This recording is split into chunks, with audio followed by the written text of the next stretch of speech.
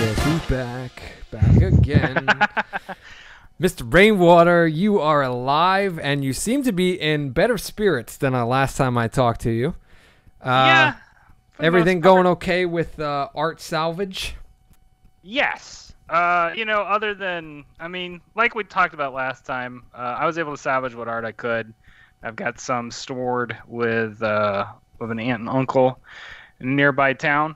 But I do want to say, because I didn't have the chance to say this, but thanks, Tony, for being a guest on the show, filling in for me since I couldn't make it.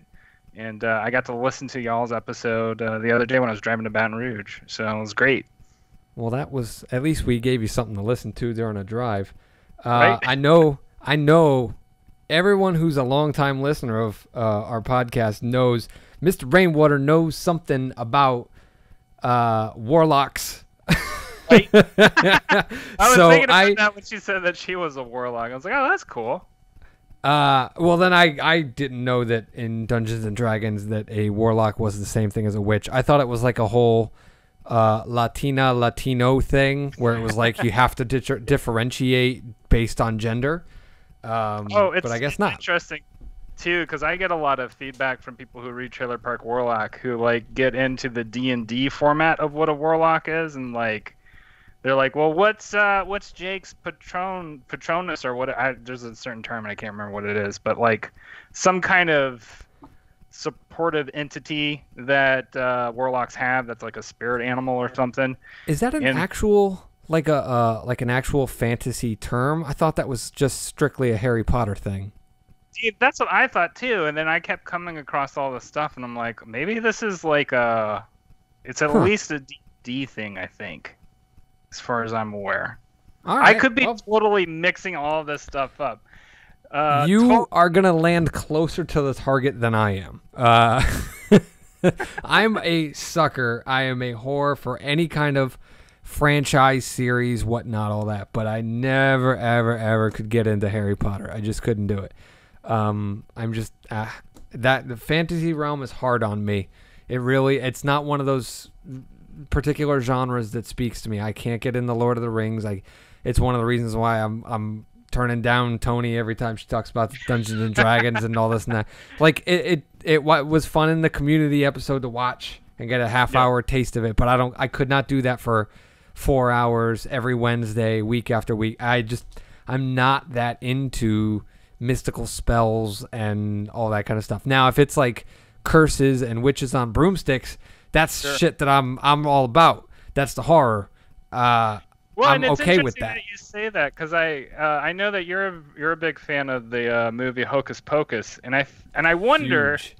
I wonder if part of the appeal of that for you is that it has a grounding in it's like a folk tale within the town, right? It's all very self-contained. Yeah. You don't have to go outside of that setting, right, to create that that veneer, basically. Whereas with fantasy, it's like you have to basically suspend your disbelief for an entire like universe, right? And so in order to suspend your disbelief, you have to go through this entire trail of like, here's the logic of the world, step by step by step. What drives...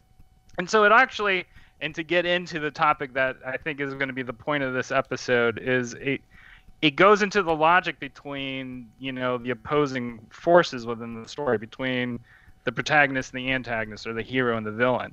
In order for you to be able to connect with what's driving them, you have to also yourself be grounded and connected to the whole world, right? So like, for instance, go ahead.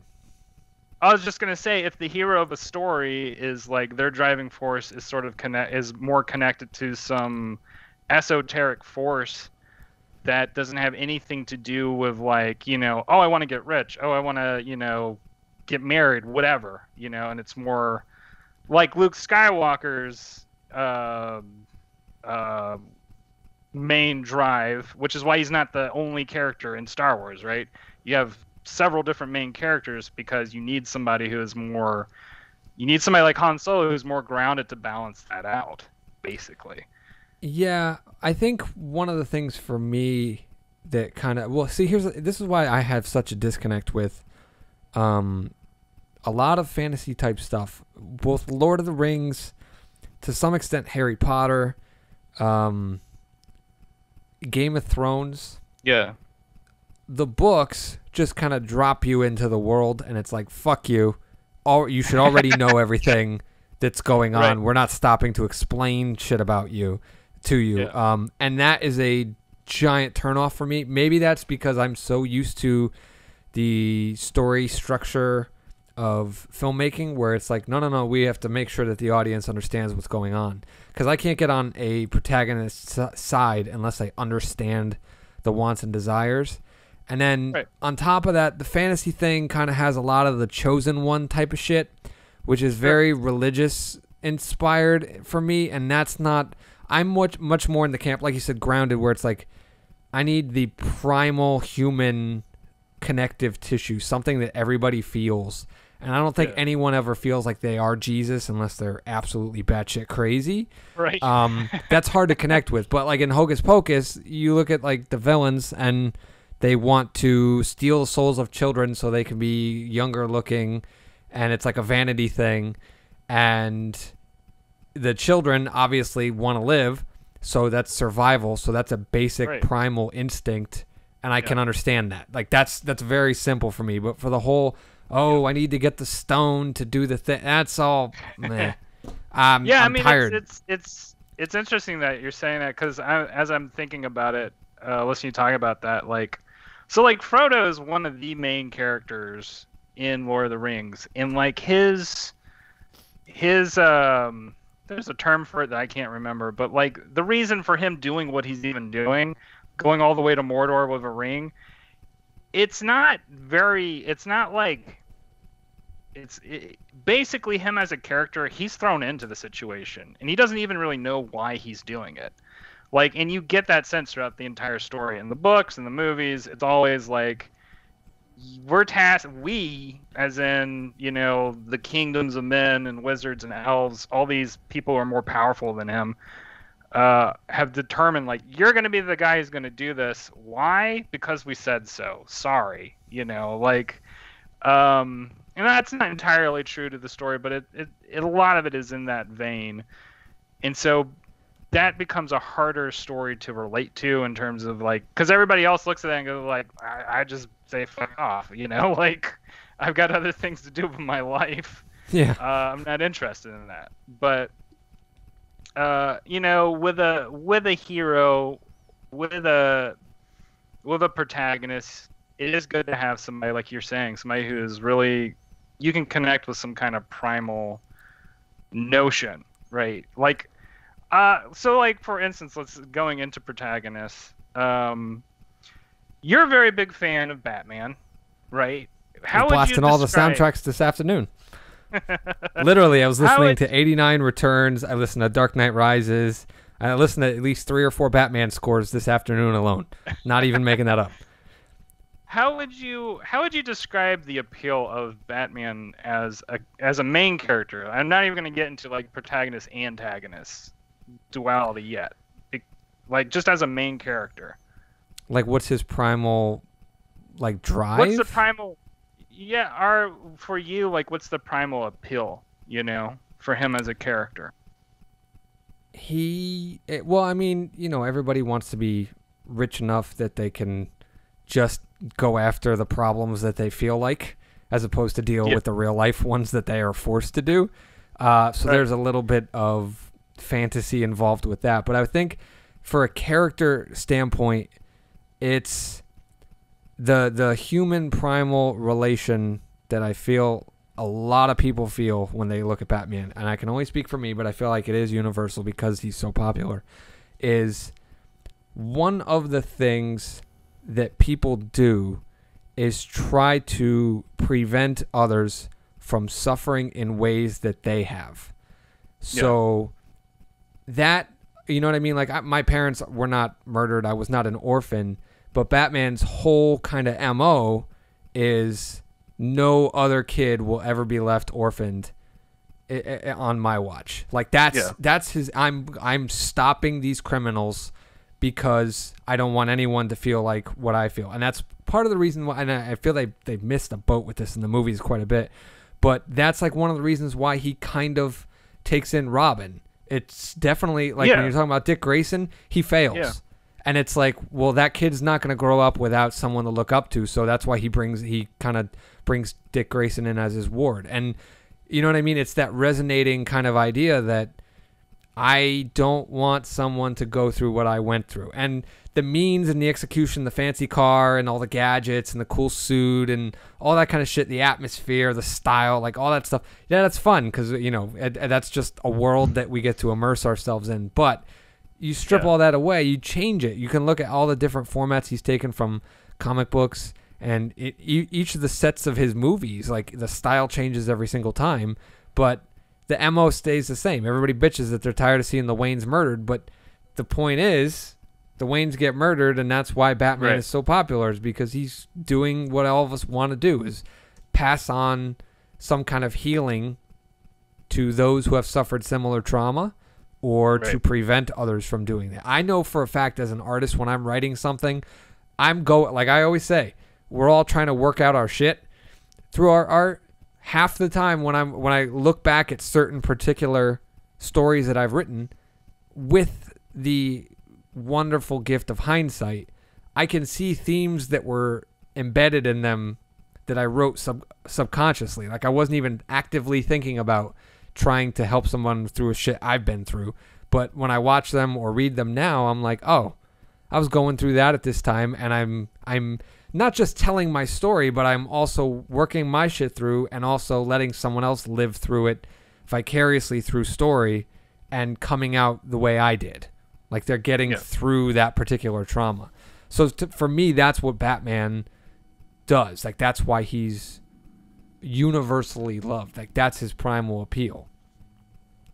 I don't know how to segue from that. You know what I mean? Like that's it to me. Did I answer your question? Yeah, so I guess you totally did. And the reason why I even asked that question was to get to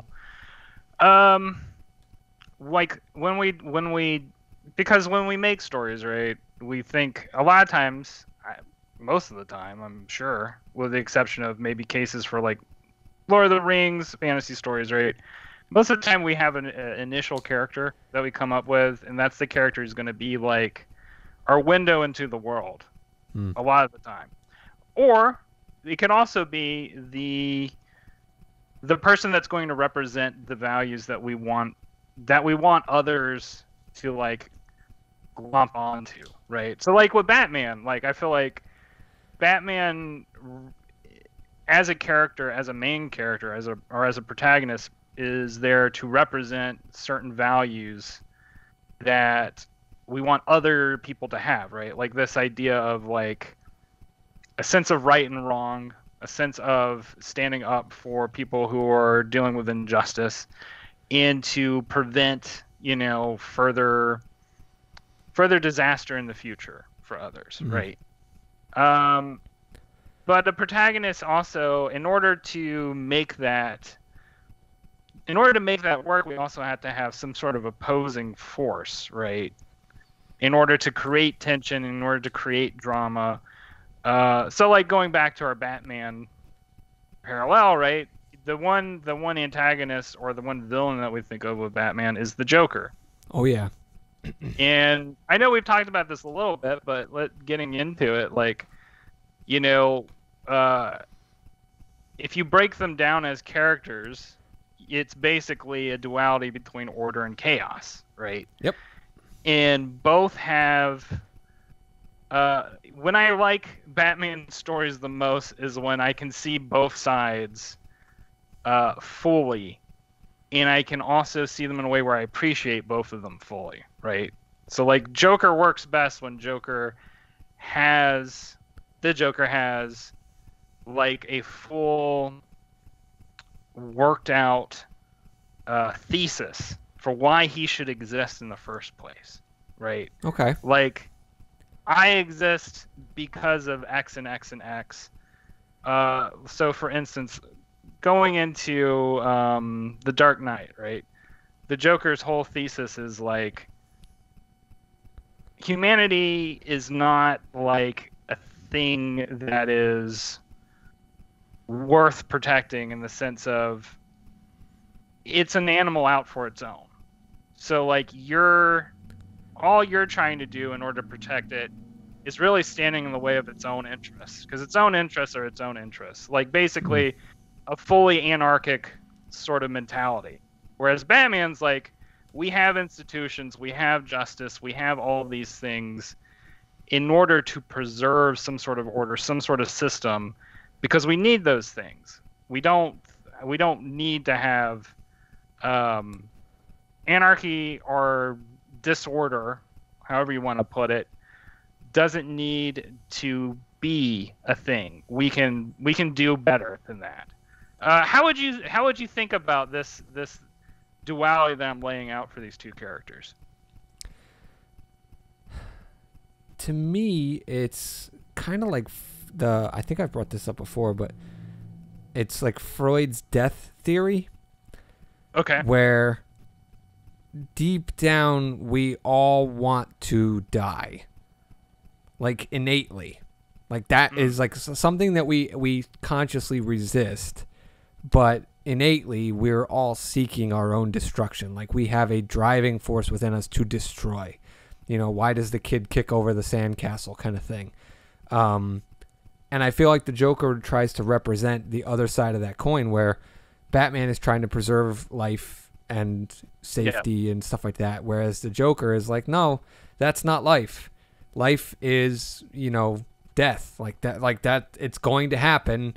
Why are you? It's a very nature versus nurture kind of thing, where the Joker represents nature. He is, you know, he's Mother Nature, and Batman is the nurturing, progressive mind of humanity, where it's like, well, we can be better than just random animals. I really like that setup too, because Batman, like Bruce Wayne, is like the most nurtured. Like, yes, in the sense of he's so privileged, actual resources and everything. Yeah. He's like the most nurtured character, which is why that works. That's the harmony of Batman. Is people well, and even I just said it before. You know, it's fun to have the cool gadgets in the car and all that shit, but it works thematically with that idea of this man has everything except for a family, but you know he lives a very privileged life. Like he has the safety of the societal net. You know what I mean? Like he lost his family, sure, but he has all this money. He has a butler. He's got, you know, a house. He's got all this kind of stuff. Yeah, he doesn't have a family. That's sad, but he's taken care of. Whereas, you know, there's a million different origins for the Joker. You can pick your favorite one, but it's pretty clear the Joker was probably not a loved child. He was probably orphaned as well. He's probably, you know what I mean? Like you could probably deduce that entire thing. Or maybe he did have parents and he watched them suffer through poverty. You know what I mean? Like it could have very well. I like that setup, because you're basically saying that the Batman and the Joker could basically be the same person but different, like basically different outcomes. Right. The societal situations of each of their upbringings, you know, will definitely inform their point of view on the rest of life. Like that's absolutely how characters are made, and you know we always see flashbacks and shit like that. The thing that separates them, because you could very well, I mean they've proved it with a movie, you could very well make the Joker the protagonist, and Batman is this evil, you know, conform oppressive, you know what I mean, societal kind of figure. And whereas the Joker could be the empathetic hero. The difference for me between a protagonist and an antagonist is, and this is very important that I think a lot of writers need to know, is when to withhold information. I feel like antagonists don't have so much of their exposition or their background revealed, and that's what makes it clear to the audience. That's the bad guy. That's what we're going up against. But here's the catch. And you might agree with me or you might disagree. I don't know. I think we all are on the same page when we say, when we find out the backstory or the MO of the particular villain, if it's well done and sympathetic, you have a better story on your hands watching two characters you empathize with at each other's throats. Oh yeah. That's you know what I mean? Like that is usually the hallmark of good writing. So standard. Let's go to the Black Panther movie, right? Okay. Yeah. Like there's a story that where the protagonist and the antagonist both have extremely relatable, MOs. Mm-hmm. And both are such that you could look at it and go, I mean, either or, but ultimately it becomes about the main character, about the Black Panther being, reclaiming what is his right, basically, in that movie. And like you were saying, what makes it so interesting and so captivating is exactly where both of these characters are coming from. And so, like you're saying, I just to mirror you, like I really do appreciate that in a movie when you have two opposing forces and you see them on this like very innate intuitive level where you can feel both sides, so that you're kind of rooting for both, right, at certain points. And that comes down to and this is kind of, I don't want to get into this particular area, but I'm just going to walk around it.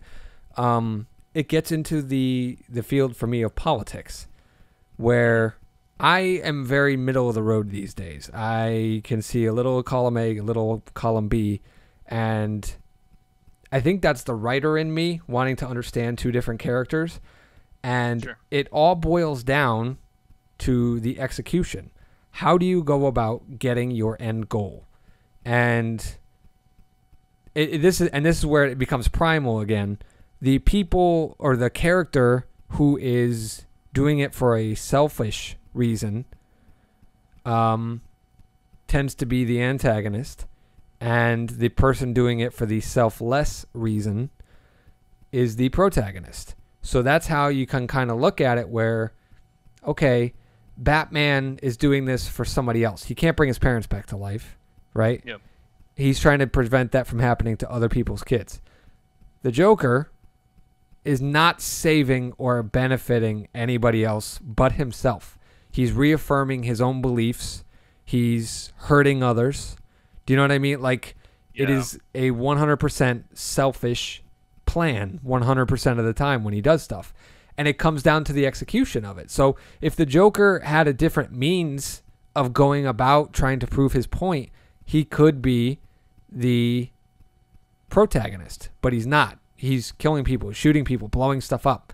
That's what makes him the villain. And I think that's important to distinguish between a villain and an antagonist. I like the way that you're putting that, for sure. Keep going. One of the more recent films that can definitely do this, and while we're in the superhero realm, easily enough, Captain America Civil War. You have two heroes going at it. You have groups of heroes, pretty much. And really, they're not going about it the wrong way, most of them. Like, they're both doing it the same way, which is why we can still love them after the movie is over. But if you look at Tony Stark in that particular movie, he's upset about the murder of his parents, and the way he's going about it is not the right way. He's trying to harm the person who harmed his parents. It's a very, very selfish act.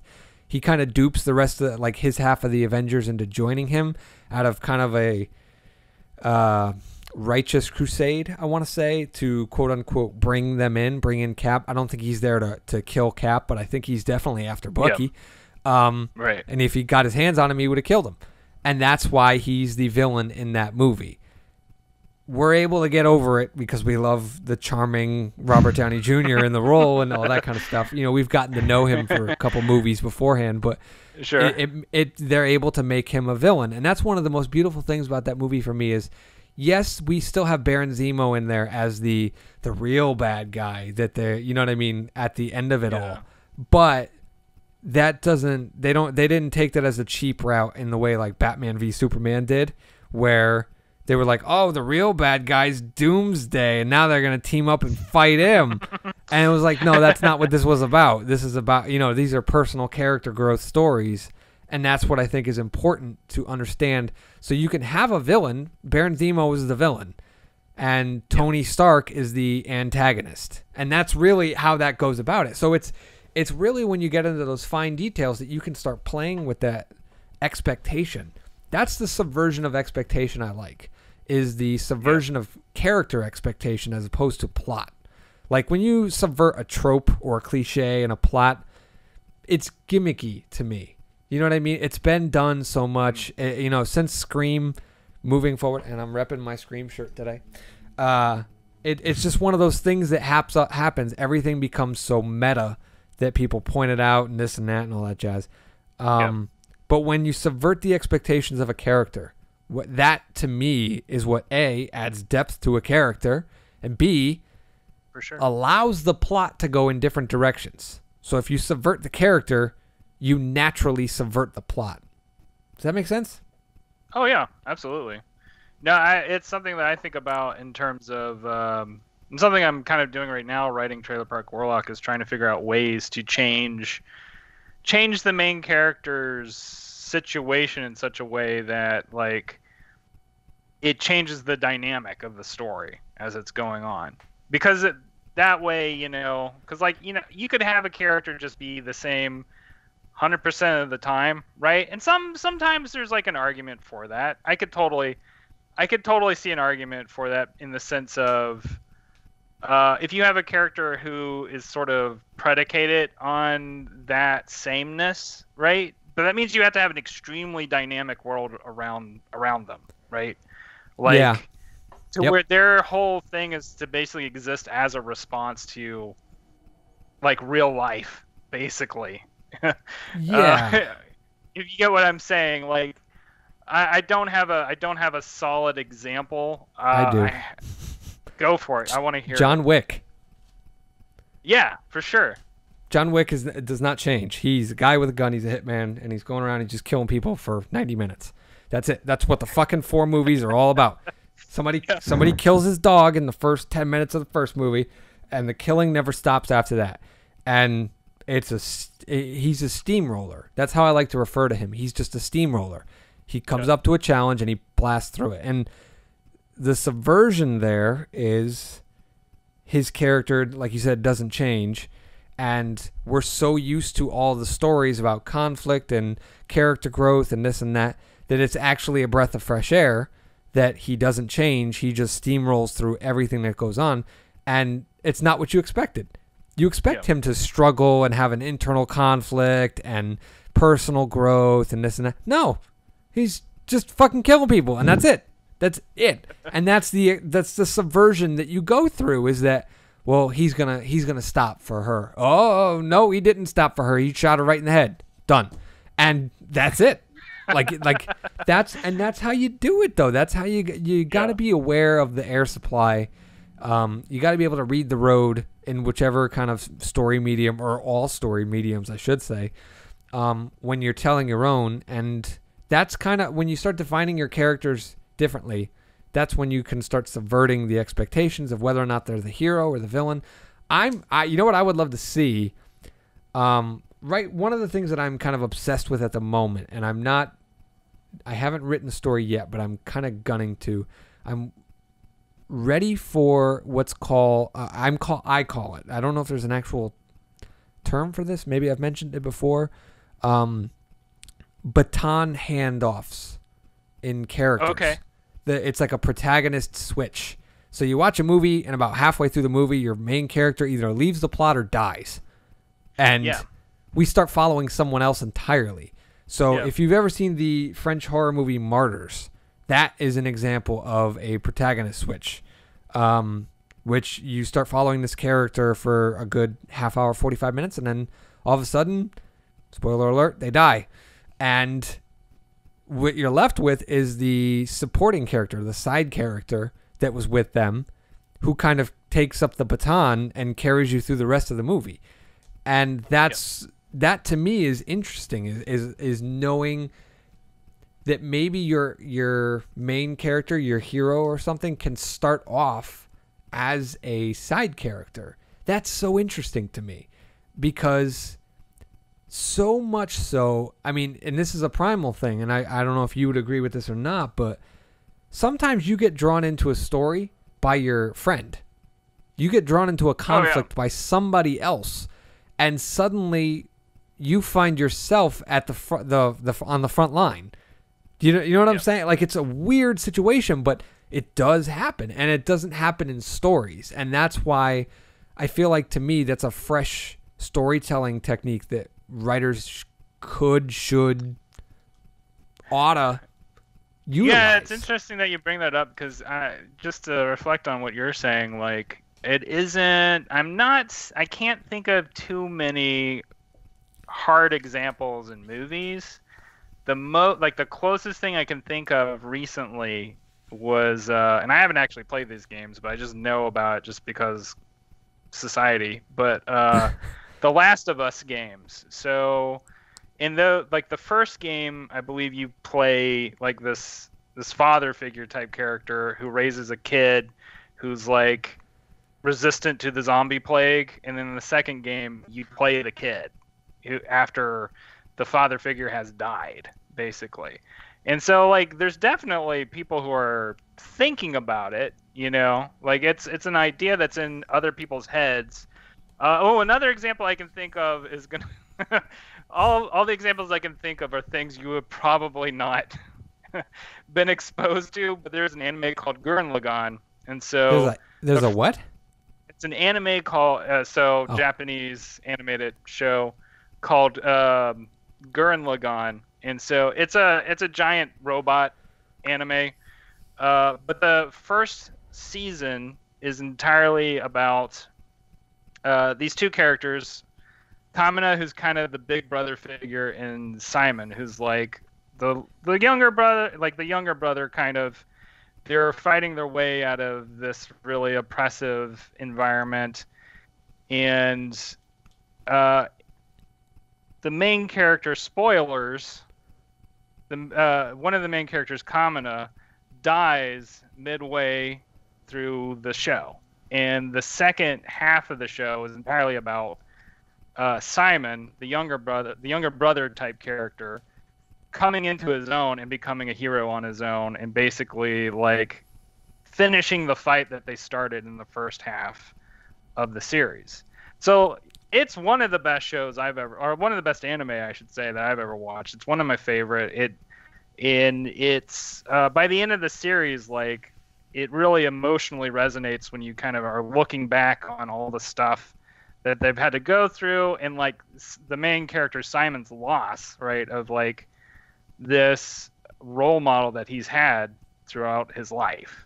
And so just another example to put out there for y'all, for anybody who is interested in the protagonist switch type archetype. I don't know what to call it, like story format. I would call it, it's like a story structure. It's a story structure. Move, or a technique, I guess you could say. No, that's great. And for the record, my hang up with anime is strictly design. That's my biggest hang up in terms of both the animation style and the design style. That's one of the reasons why I can't get into it. Everything to me looks like Pokemon. I'm sorry. I know that's derogatory and it's kind of offensive to some people, but all anime looks alike, and to me that's a hang up. I had a question, Zhao, in regards to the switch structure, right? This protagonist switch, what I think would be harder to work is an antagonist switch. And I'm curious what you think about what I just said, because I feel like I've seen some media that tries to do it and it does not work. But what do you think, Zhao? I would agree. I don't think it's impossible. Don't get me wrong. Yeah. I just think it's bloody difficult. I don't know what movie I'm quoting right there. Inception. That's what it was. The first movie that comes to mind immediately is Baby Driver, Okay. the Edgar Wright film. I don't know if you've seen it. It's on my list. It's been suggested. It's been recommended to me many times, but I haven't had the opportunity yet. It was such a come down from Scott Pilgrim for me. I had such different expectations that I have to rewatch. It's been so long since I watched it, but I know it's good because Edgar Wright is fucking amazing. But there is an antagonist switch that goes on. Okay. And when I watched it, it was one of those things where I was like, oh, I don't like this. That's not what I was expecting. And I think that goes to... I think you have more leniency to do a protagonist switch on the fly. For an antagonist switch, I would say you're probably best to definitely go towards setups and payoffs. Like, that's an important thing to make that work. That I don't think it's as important for the protagonist. Do you know what I mean? Because it's really about understanding the motivation. Why would a bad person change their motivation? You know what I mean? Like, and I mean that not as the primary bad guy changing their motivation. I'm talking about the secondary bad guy changing their motivation. Like, the only way I could say that would work is if it's a betrayal, right? It's a protagonist, sure. a protagonist that becomes an antagonist. And you look at something like Doctor Strange, since we're in the superhero storytelling. God, I can't pronounce his name. Chiwetel Ejiofor. I'm terrible. I'm terrible at saying his name. Everyone knows who the fuck I'm talking about, though. In the first Doctor Strange movie, he's an ally, and then it sets it up at the end of it that he's going to be a villain out of the jealousy that he kind of has for Doctor Strange. And that makes sense.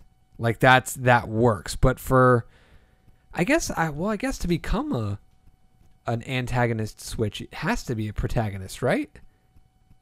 Well, so that's kind of a different dynamic than I was thinking initially. Because when I was saying antagonist switch, like, the baton of the antagonist gets passed on to a different character. Does that make sense what I'm saying? Yeah. To me, what doesn't work, but that dynamic, let's go back to that dynamic in just a moment. But sure. What I was talking about is when you have an antagonist and your entire plot is focused on either defeating them or trying to undo some damage they're doing, but then suddenly it's not really them, it's somebody else, you know? Yeah. Like, sometimes that works where it's like, oh, here's the actual big bad, right? Here's the person that's behind the scenes being the puppet master, blah, blah, blah. But it's a little bit slippery. You can really mess that up because the person that you're focusing all of your, like, you know, oh, I hate that character energy into, right? Yeah. Because that's sort of that's where protagonists get their intrigue, their attention, their interest from, is you're kind of like focusing all that energy into them. And when they're gone, the movie either needs to be over or it needs to be really close to over because that's your that's your main drive that you've been riding on for so long. But unless you have any thoughts about that, further thoughts about what I was just talking about. Well, we were just talking about this on Twitter, you and I. Not this directly, but we were kind of dancing around this particular movie. If you look at the James Bond Casino Royale with Daniel Craig, that's exactly what goes on. You have Le Chiffre, who is the big bad, and then at the end of the movie, it's kind of revealed that there is this bigger organization behind him, and that it works there because it's more of a tease. It's the Easter egg for the next movie kind of deal. Sure. In this particular moment, I'm having trouble coming across. I mean, it's interesting that in the same movie kind of deal. I like that you're bringing that up because I will say, like, in that movie, in Casino Royale, like, it was a weird experience for me the first time I watched it because it was like, wait, this movie's still going on? Like, I thought we were done, right? Yeah. And that's a good point. Yeah, I had that same thought. It kind of has a weird energy to it because you're like, I don't know how much longer this is going to go on. This feels like I'm opening another book, and I'm ready to be done with the movie. And so that's why I'm saying, like, it is tricky to do like a baton pass with an antagonist. Whereas so let's go back to what you were talking about previously in terms of a protagonist antagonist switch, right? Where it's like or vice versa, right? Or an antagonist protagonist switch, where suddenly a character who you were thinking was either a good guy or a bad guy suddenly switches alliances, right? Was that what we were talking about? Yeah. That's something that you really, like you were saying, you really have to set it up in order for it to work out. Because if you just do it mid-movie or mid-story without any kind of, like, anything, it's just like, well, why? Like, you just kind of caught, like, why did we go through this? I don't really understand. And so it's interesting because when you're setting up a cast for a story, it's really important to have sort of an idea in your head where everybody's going to be at the beginning and at the end, right? And then try your damnedest not to, like, fuck with that too much, because if you end the movie where it's like, oh, and then these characters, who knows what happened to them? They're off in the middle of nowhere. Like, I know, like, Lord of the Rings is a confusing mess for a lot of people, but I will say one thing that the books do really great is it gives all these great bookends to every single main character. And there's a lot of characters too. From what I've heard, the movie does that too. Every single character, you find out what happens to them. You follow every single one of their arcs. And so if you're really invested in that story, it's fucking phenomenal, right? Because it's like you just like participated in an entire world's worth of storylines. But it's also exhausting. And that's why I think it's very appealing to have, like, a story structure where you are focusing on one character and then have everything in that, have a cast that supports that character in their journey, for sure. I would say, though, for you, Zhao, I'd be curious to know if you've had any stories, though, that kind of breaks that up, where it is like the main character is not so much the representation for a value, but just a window into a world, and they might still be the main focus in the story, but they're not necessarily like the main. They're not necessarily the representative value. Like, they exist sort of just to be observer. Yeah, you get that in a lot in a like a fish out of water tale, where it's the person who asks the question on behalf of the audience, where the audience needs to know some exposition, so you directly insert a particular character just to ask that question, so that the audience is like, oh, okay, I get it now. I think of that a lot when I'm thinking, like, watching like Avengers Endgame. Yeah. Ant-Man in that movie is basically asking questions the entire fucking time just to get answers from Tony Stark or the Hulk or Captain America about what they're going to do, how they're going to do it, all this and that. That's basically all Ant-Man does in that particular movie, is asks the questions on the behalf of the audience. I don't like doing that in my writing. It's an effective technique. I don't feel it's an efficient technique in terms of storytelling. It takes me out, only because I am a writer and storyteller myself. I realize for general audiences, they'll swallow that shit because they're so used to it and they won't even think twice about it. But for me, there's an inner standard that I set for myself, and it's like, no, I don't want to do this. I want to reveal this information in another way. And it's just a personal preference of mine. So I don't particularly like to insert that particular kind of character. And I also feel like the main character can't do that. You know what I mean? Like, if they're asking questions, they're not revealing character. Does that make sense? Can you wait? Say that. So if they're asking questions as to the right. world, So questions or character is revealed through choices, right? And choices are basically questions. So if the character is asking the questions, they're not necessarily making choices. They're providing options for other characters to tell them choices. Do you know what I'm saying? Like that to me is anti-character work. You can have that as like a side character, but I would never make that my protagonist. I feel like that's one of the movies that just get fucking boring when you have characters asking. Seriously, like when you if you look at something like the first Pirates of the Caribbean movie, Will Turner is asking lots of questions about pirate life half the time, and Jack Sparrow is answering.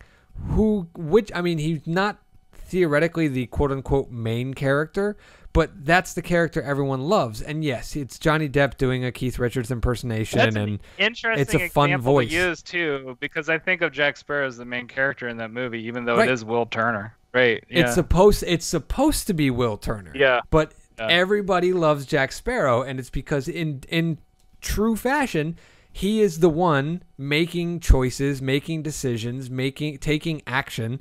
And Will is just a conduit for the audience. He's just asking the questions and providing a rather flimsy romance, rescue the damsel in distress, motivation to keep the story going forward.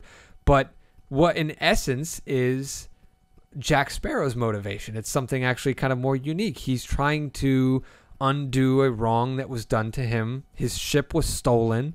His crew turned against him. Like, he feels ostracized. That's a primal feeling right there. Like, to have that feeling of, hey, this is what's right. Yeah, we're pirates. We steal and we do all these terrible things.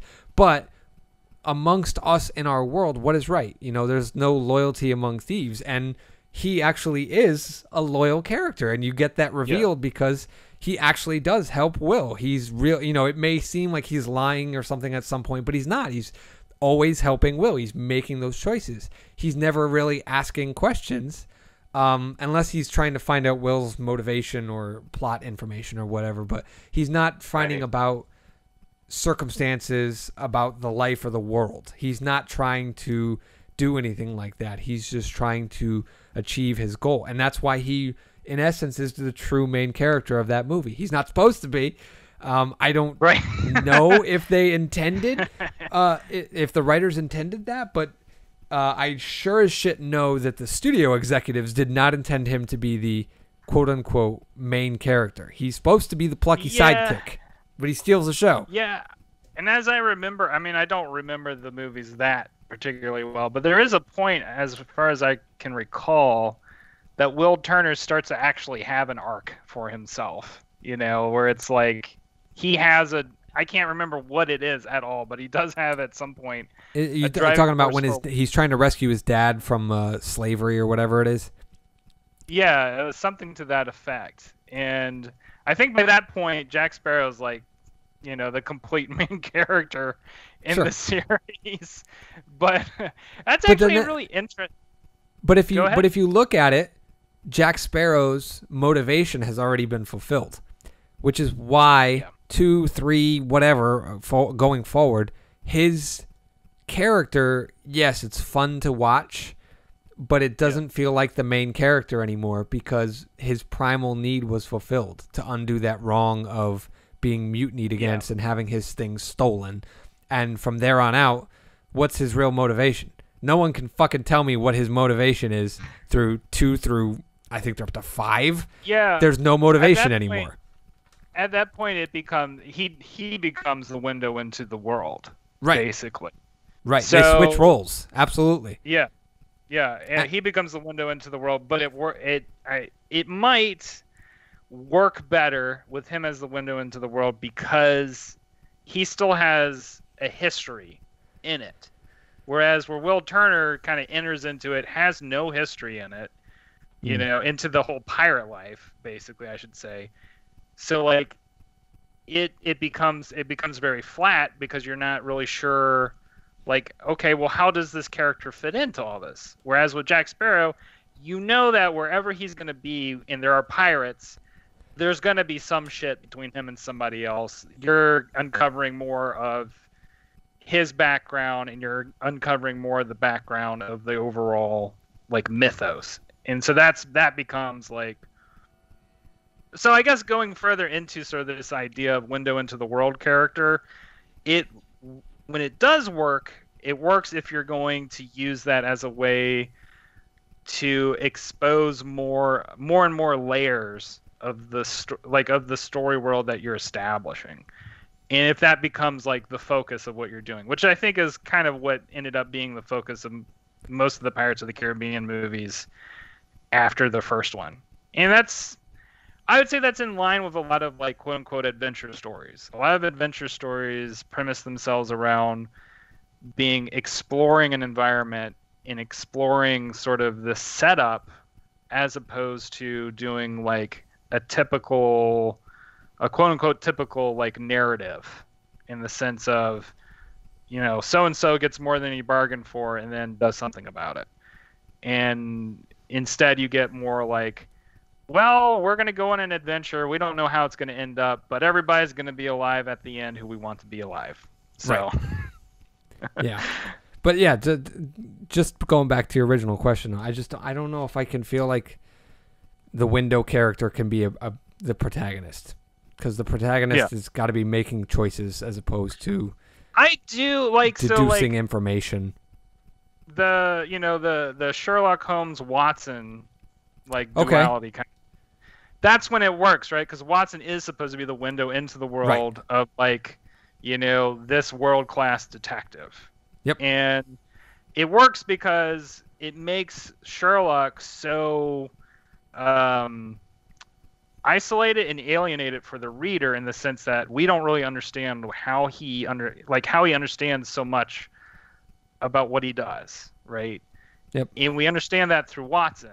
And even Watson himself as a character, like, he does have a background in medicine. He has a background that makes him a very educated person. But even with that background, we get this cognitive dissonance of, like, oh, well, even him, who's like this educated person, he has no idea how the fuck, like, Sherlock Holmes is doing this, how he's, like, able to solve all these mysteries, right? Mm-hmm. So, like, that is, I think, I definitely would say, you know, that does say a lot about that character, about that kind of archetype, right? And how that might interact with, you know, a protagonist, basically. Or an antagonist. There can also be a window into the antagonist's world. You know what I mean? Like, that character doesn't happen so often, but it definitely does exist, and it should be used as that kind of window into the world character for the antagonist, because that's how you can kind of get into the nitty gritty of your backstory and the MO of the quote unquote bad guy, without it feeling expository, mustache twirling monologue kind of deal. You know what I mean? Where if someone is asking a question and then the bad guy makes a choice, you're learning about the bad guy through that choice, and that's how you do that. That's one of the things that people have a lot of problems with. We were talking about when we talked about genre, the Save the Cat books, which I am a huge fan of. If you are a storyteller and you get so confused by a lot of the flowery language that gets used in a lot of structure books, the Blake Snyder Save the Cat books are so layman's terms. That's the one I want to use. Breakdown of how to construct a story. One of the sections in the second act is the quote-unquote bad guys close in. And it's basically the middle or the second half of the second act. And even Blake Snyder says in his book that he has trouble with that particular section because he doesn't know necessarily what to do, like what the bad guys should be doing at that particular point in the story. Me, personally, the way I like to approach that particular section of bad guys close in, that's when I feel like we've been with our protagonists long enough that we get it. We're on their side. Like, time really kind of plays a big role into who you side with in a particular movie. And I feel like that is the moment to start revealing the bad guy, the antagonist, the villain, their motivation, their backstory, their whatever. And that's when the story turns anew. That's when it's like, oh, I know he's the bad guy because I'm siding with this guy. And that's when you pull the rug out from under your audience and go, wait a minute, you haven't heard his side yet. And that's when everybody, you know what I mean? And that's when, by the time you're done with that, the hero suffers an immeasurable loss, usually. And that's when you go, fuck, I don't know who I'm siding with. I feel bad for the protagonist, but now I get it. Now I understand why the bad guy's doing what he's doing. And he still stays the bad guy because he does something horrible to the protagonist. But that's when you start really that's when people start getting gripped to the edge of their seat, in my opinion, that's when you choose to reveal that particular thing. When you show a backstory for a bad guy in the fucking prologue, I got it. Like, I'm already 10 steps ahead. The audience themselves are 10 steps ahead of the movie. All right, I know where this is going. Whereas if you wait and you play that hand at the right time, that's when the audience goes, oh, fuck.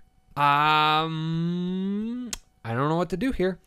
And that's what you want, especially going into the third act of a movie, because everybody knows, all right, here comes the showdown. Good guy, bad guy, good guy wins. And if you've sided with the good guy for 2/3 of the movie, and as you're going towards the end of the movie, you get a alternate point of view from the bad guy, then you start questioning, well, wait a minute, what do I want to happen? Do I want the bad guy to win? And by the time you're going through and processing these thoughts as an audience member, the shit's still the fucking story doesn't stop most of the time, with movies and TV at least, and theater. But you're in your own head acting out the story the way you think you might want it to go, and the story's still going, and then you go, oh shit, I gotta catch up, I gotta pay attention, and then you're just waiting to see what happens. That's how you grip them, in my opinion. That's why revealing motivations that distinguish protagonist, antagonist, or antagonist, or protagonist needs to be structured accordingly. Structure, I think, is the big key in determining who is who, or who is whom, in a particular story. Yeah, I like a lot of what you're saying, because I think just to kind of tie it all together, what you're saying ultimately is that in the story you're presenting two choices, right? Or maybe more than two, but you're presenting choices, right? Yep. The protagonist being somebody who is making choices throughout the story. The antagonist is somebody who's making choices throughout the story, and then those two choosers of choices come head to head. Right. But ultimately, if you're structuring it in a way that gives all those choices proper context for both the protagonist and the antagonist, you put the viewer in a place where they start making choices, right? They become immersed in the story.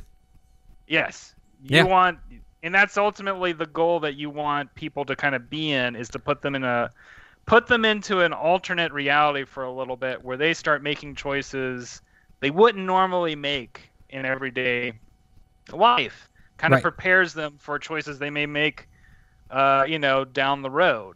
Perhaps if they get into some, difficult scenario of their own, or, whatever life brings their way.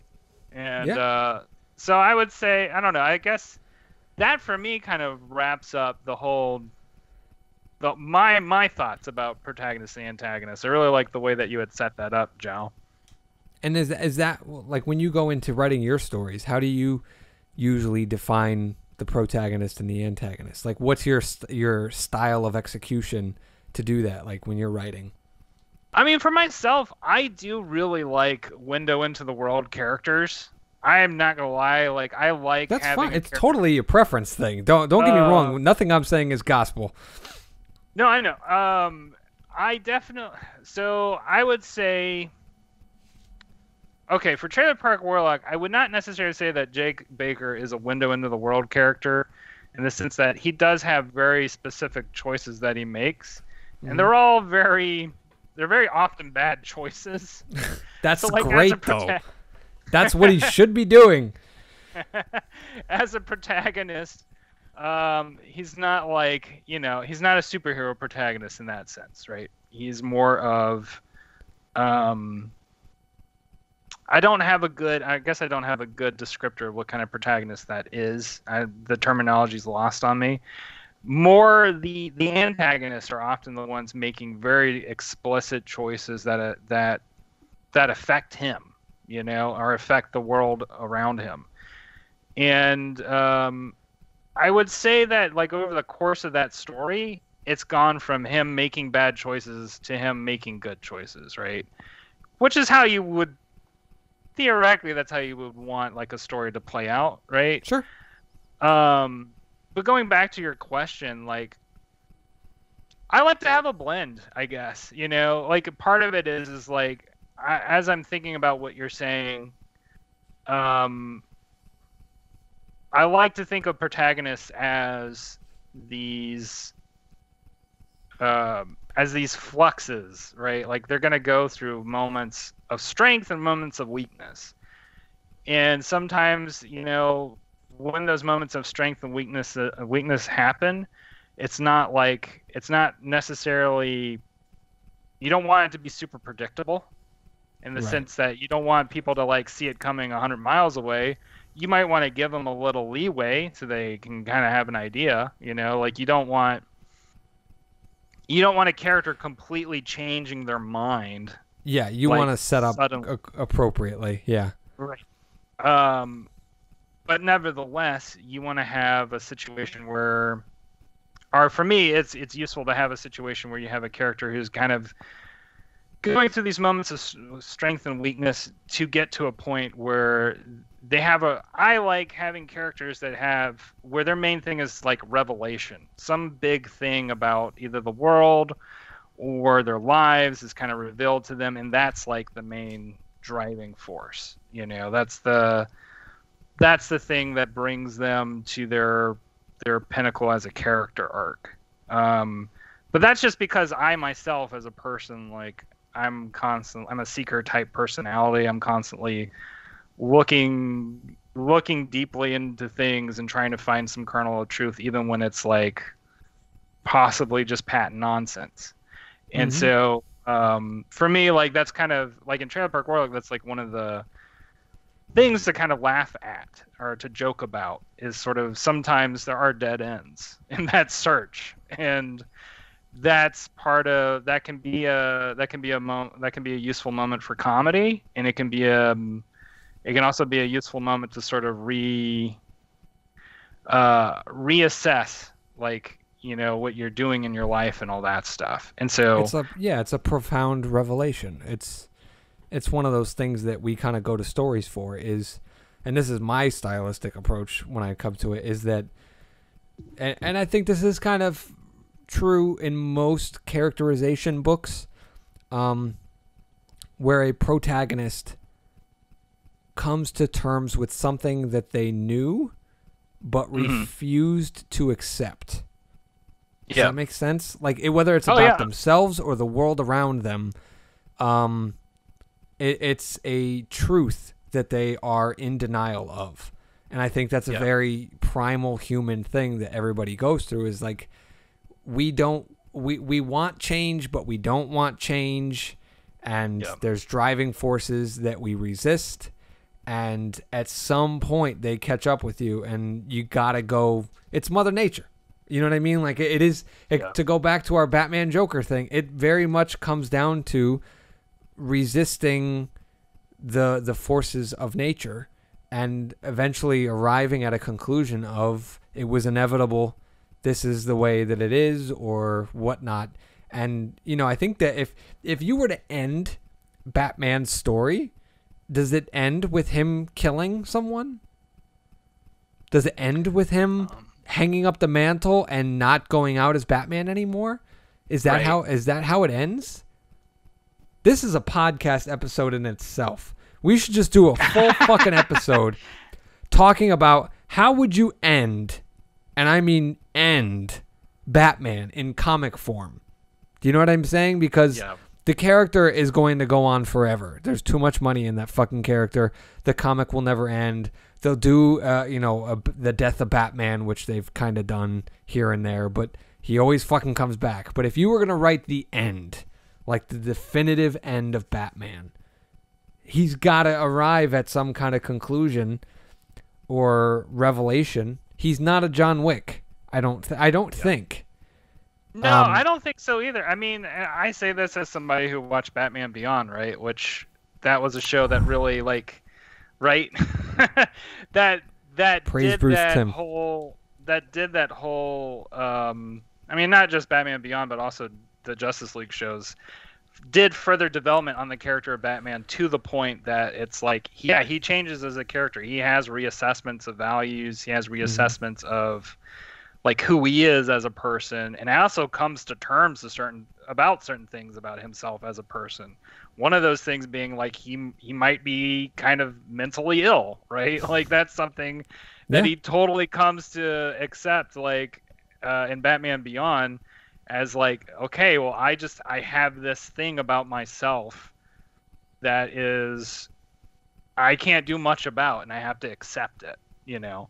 I don't actually remember though how I don't remember how his storyline in Beyond, because I think in Beyond is kind of where we see how it's Justice League maybe, where we see how things end for Bruce Wayne as a character.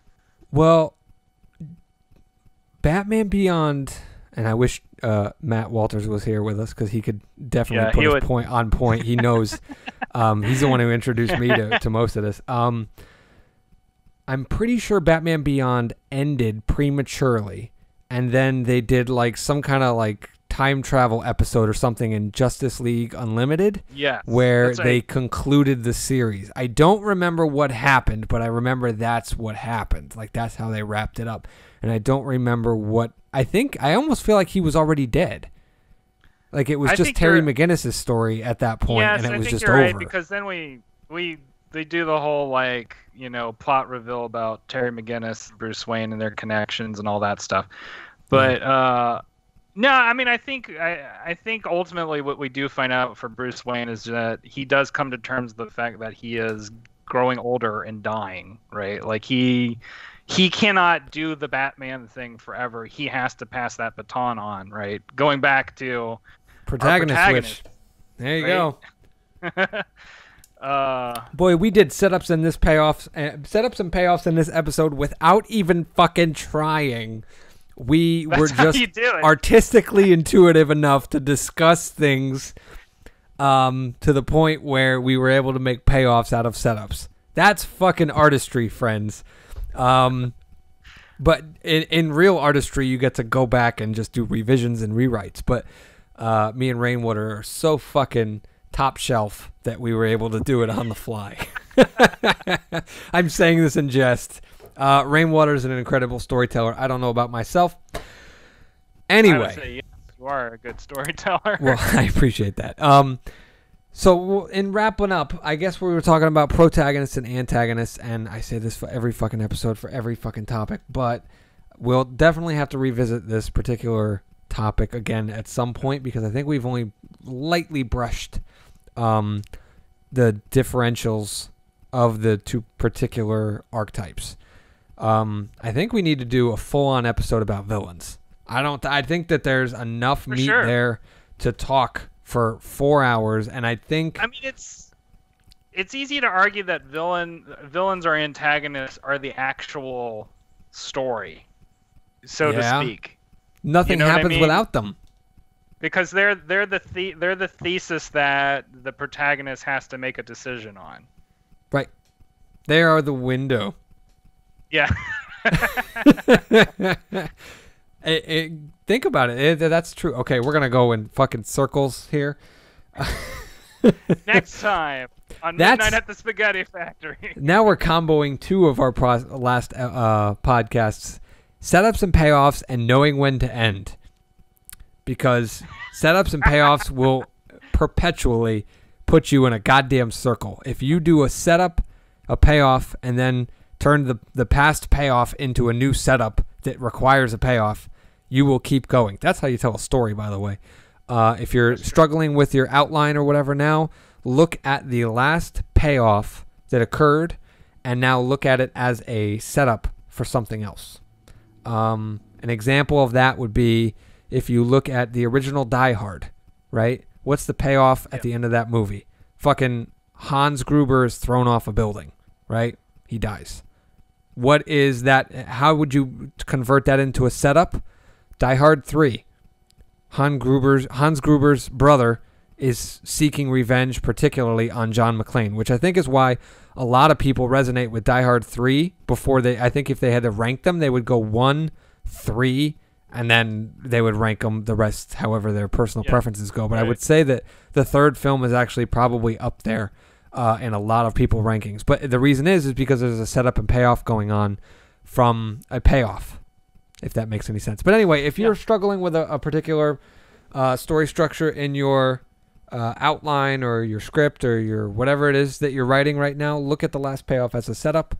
And I think I will end that there, even though we're talking about protagonists and antagonists today. I think I'm going to take a page out of episode 2, and I think I'm going to know when to end, which is right now. Good night, everybody. All right, good night, everybody. Nope, go ahead. I was going to say, next episode, next week, next time on Midnight at the Spaghetti Factory, we're going to have a guest on who is from the other podcast that I do. I do 2 podcasts. And this is a podcast called WBB. It's a different podcast. We used to talk about politics on it, and now we just talk about whatever. Mostly we talk about Dogecoin and stocks. Woo! But it's a totally different vibe. We're going to have my friend Soko on, and Soko is a good friend of mine from high school and beyond, and we will be talking about the art of podcasting, the art of conversation. So that'll be next time, y'all. Until then, good night.